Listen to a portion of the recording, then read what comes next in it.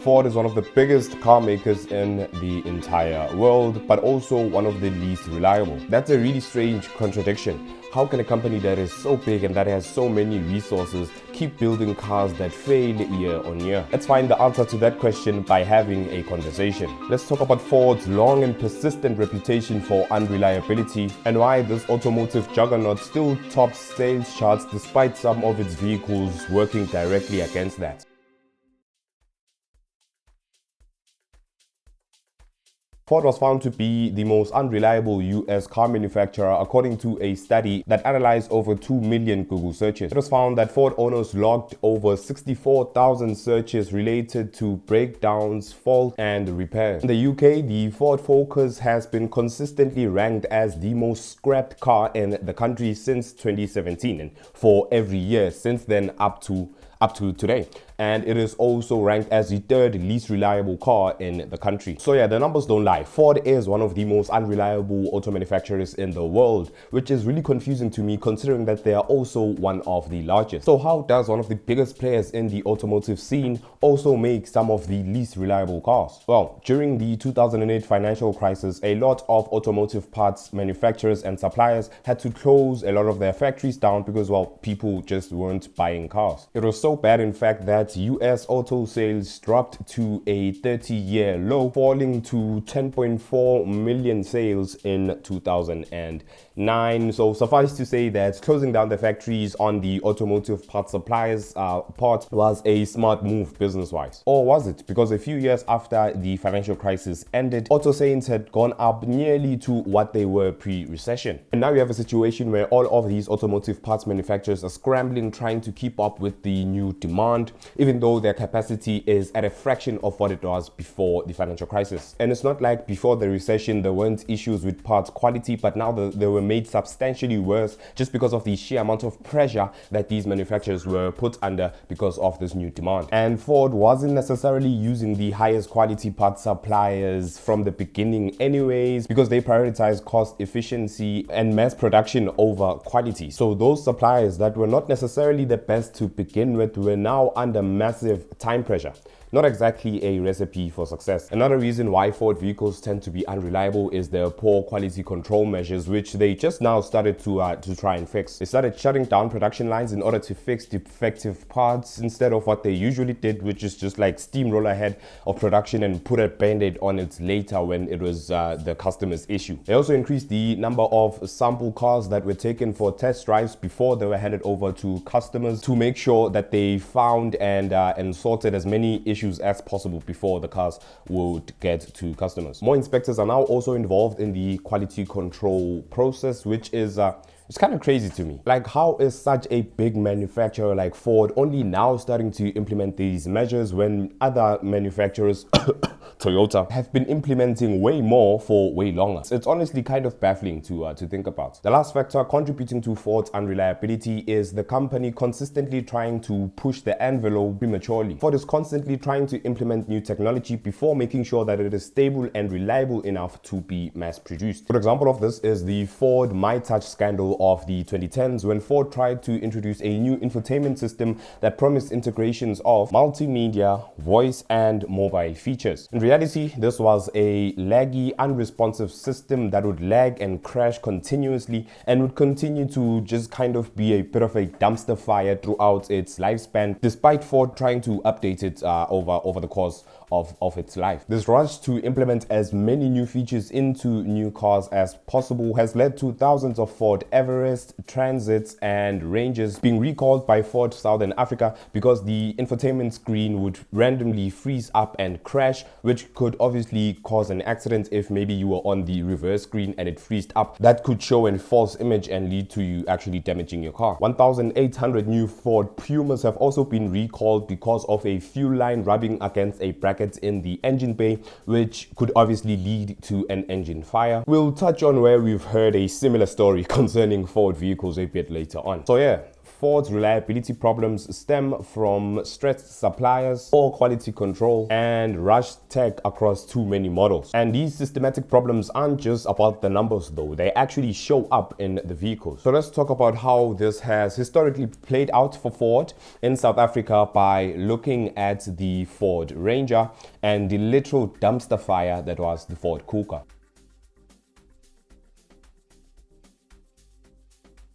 I happen to know a lot about Ford Ranger reliability because my dad bought one in the early 2000s that decided that it was going to eat its own engine literally the first day that he bought it. Like, it shut down on the freeway when he was going from the dealership. It literally took its own life on the first day. And for obvious reasons, he is now a devout Japanese bakkie owner and driver and is kind of convinced that Rangers are good for nothing. But how true is this? How unreliable or reliable are Ford Rangers? So let's answer that question by taking a look at Ford Ranger reliability in the last decade. 11,000 T6 Rangers sporting the 3.2-liter 5-banger turbo diesel engine were recalled in 2014 because of turbo failure. These engines were also known to have crank position sensor issues, injector problems, as well as torque converter issues. This generation of Rangers also had oil pump issues in that the oil pumps weren't soft priming, which could potentially lead to you starting your Ranger without any oil in the pump nor the engine, which is it's bad for obvious reasons. I think we all know why that would be very, very bad. The EGR coolers could also fail, leading to overheating issues, and flexible brake lines could literally fail and lead to a loss of brake pressure, which is very, very bad. And that led to a 2019 recall of all Rangers made from 2014 to 2018. So yeah, this generation of Rangers certainly doesn't help the Ford Ranger unreliability allegations. But let's take a look at the new Ford Rangers to see if this bakkie is still defendable. Well, as you could probably tell from the recent recalls of brand new Rangers that I lightly touched on earlier on in the video, the new Ford Rangers aren't doing too hot in terms of reliability. I've already talked about one of the main features, the main new features on these new Rangers, the infotainment system not working like it's supposed to. But wait, there's more. It is worth noting that the 2-liter turbo diesel engines are refined, quiet, smooth engines that are quite reliable. You know, relatively speaking, they are still wet belt engines. So the timing belt is submerged in oil in order to help the engine run smoother and to help with emissions and stuff like that. But rubber is rubber, and you can't put rubber in oil and not expect it to degrade over time. I mean, yes, Ford engineers said that they've put a bunch of technology into the timing belt so that they're less resistant to snapping and stuff like that. But rubber is rubber, and rubber and oil do not mix, especially rubber that's under tension. Those belts will snap if you don't change them in time. They will snap. It's not a question of if they'll snap, it's when they'll snap if you don't replace them in time. I mean, how? They'll snap even if you try to replace them in time. I honestly don't understand why Ford is still doing this. I don't know why they just don't go straight to timing chains or just straight to a dry belt. It'd be way simpler, but you know, whatever, I guess, whatever. 8 brand new Ford Rangers were also recalled this year because they went forward when you put them in reverse.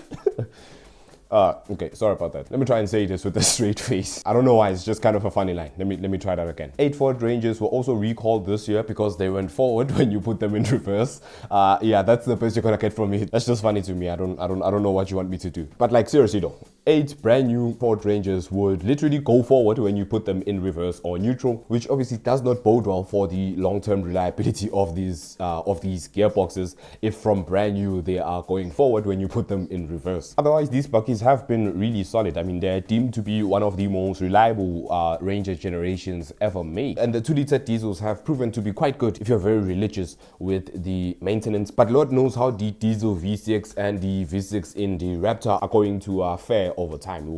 Guess we'll just see how that goes. So we can clearly see then from the Rangers that Fords are not the most reliable cars that you could buy. And yes, they are taking steps towards fixing their quality issues and reliability issues, but only time will tell. Only time will tell. These new Ford Rangers are still brand new bakkies at the end of the day. So we'll see over time how they fare. But just in case you're not convinced about Ford's unreliability, let's talk about that one time that Ford's issues would cost an innocent person their life.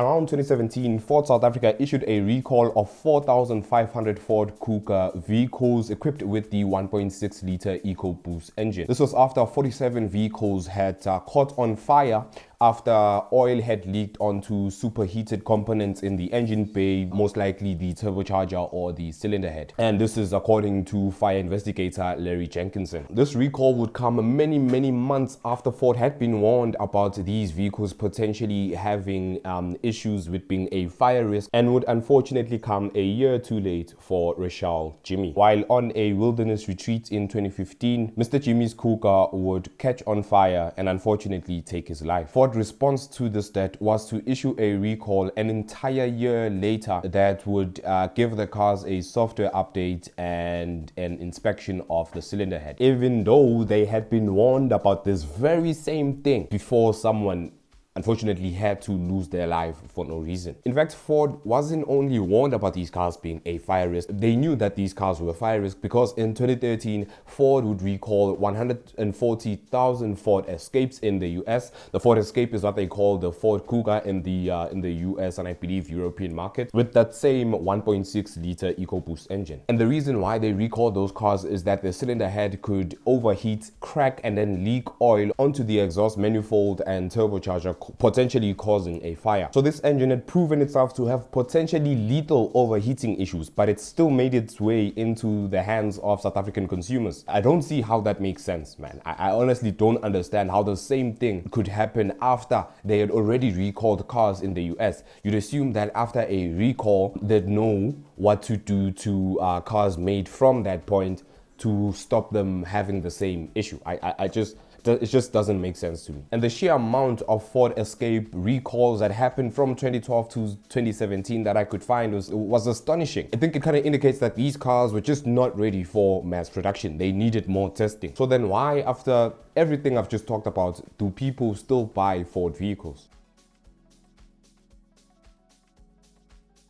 The upside of Ford kind of rushing to implement new technologies into their cars is that their cars often end up being considerably ahead of the game in terms of features and performance. I mean, I literally made an entire video about Toyota's lack of innovation despite their bulletproof reliability, and one of the main reasons why I made that video is because of just how much better of a buggy the Ranger is when it comes to creature comforts and the driving experience. That wet belt engine might need religious maintenance to keep running, but it is still way smoother and way more refined than what's in the Hilux. That screen that has freezing issues is still better than the iPhone 6 screen that is in the Hilux. The truth is that two things can't be true at once. Yes, Ford vehicles are not the most reliable, especially when you compare them to the mythical reliability that we get from like any Japanese manufacturer, but their constant innovation and their constant pushing of the envelope keeps them on top in the minds of customers. The locally produced Ford Ranger has become so popular that it is literally like the Polo of the buggy world. That magnitude of market penetration starts becoming a marketing strategy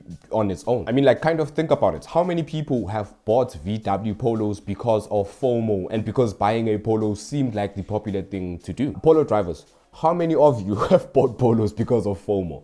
Comment down below. But the point I'm trying to make here is that when you have vehicles that become so popular that they start being ingrained in the very fabric that makes up South Africa's popular culture, your customers are definitely going to overlook potential gremlins that they are going to face if they buy your car. And add to this the fact that these cars are genuinely like really nice to drive and are very technologically advanced, and it's kind of no wonder why Fords are still one of the most popular cars out there. These cars look good, they drive well, and they pack features that make competitors look old. Add in strong market presence and brand familiarity, and buyers start to forgive what logic says they shouldn't. So the truth about Ford's massive reliability problem is that it has not sunk them, at least not yet. Because in the battle between bulletproof dependability and desirable performance, customers are willing to roll the dice. Make sure you like the video if you enjoyed watching it. Subscribe to the channel if you haven't subscribed yet. If you have subscribed to the channel, make sure you click that bell notification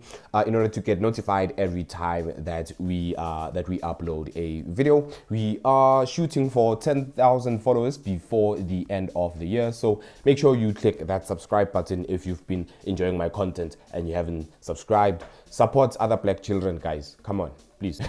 Let's get to 10,000 before 2026. But yeah, thank you guys for watching. I look forward to reading your thoughts on Ford as a company and its reputation for not being reliable. But yeah, until the next one, thanks for watching and goodbye.